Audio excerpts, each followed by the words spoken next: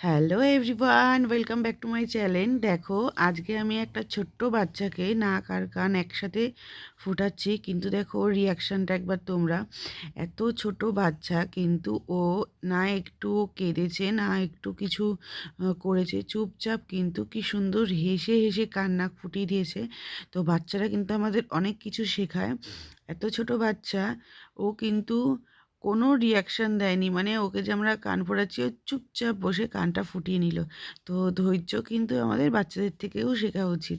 আমরা বড়রা কিন্তু কান ফোটাতে গেলে বা নাক ফোটাতে গেলে একটু চিল্লাই বা ভয় পাই, কিন্তু দেখো এত ছোট বাচ্চা কান ফোটানোর পরেও কিন্তু চুপচাপ বসে হাসি মুখে নাকটা ফুটিয়ে নিল।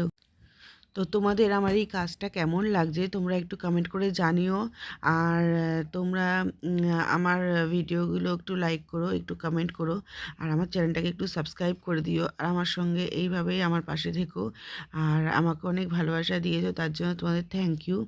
তো তোমরা এরপরে কেমন ভিডিও দেখতে চাইছো তোমরা আমাকে কমেন্ট করে জানাতে পারো। যে তোমাদের নাক ফোটানো যদি কেউ শিখতে চাও, বা এইভাবে যে তোমরা আমি নাক ফোটাচ্ছি তোমরা যদি কেউ ভাবো যে তোমরাও শিখবে, তো তোমরা সেটা আমাকে কমেন্ট করে জানি।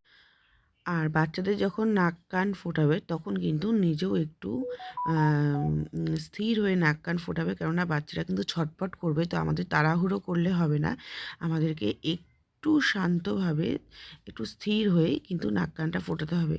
হুটহাট করে নাকটা ফুটিয়ে দেবে না বা কানটা ফুটিয়ে দেবে না।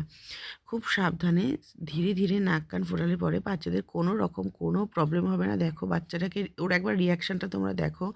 ও কিন্তু নাকও ফুটিয়েছে, কানও ফুটিয়েছে, কিন্তু চুপচাপ, ওর কিন্তু চোখ দিয়ে এক ফোঁটা জল বেরায়নি।